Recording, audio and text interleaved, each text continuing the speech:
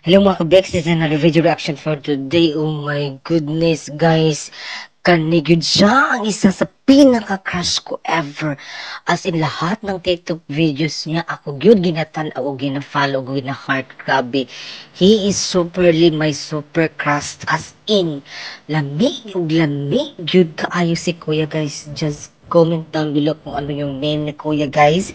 But for me, na-capture yun niya akong kasing-kasing to tell you honestly. As in, lami o guwapo yun ay si Kuya guys. As in, yung chest pa lang din, yung biceps, yung abs, yung muscles niya. Although medyo may pag-ano siya guys, may malaman yung katawan niya. Pero grabe, umaapaw sa kaseksihan.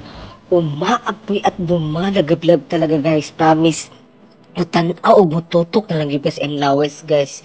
As in lami og lami gyud kaayo si Kuya, as in hot na hot, astig na astig.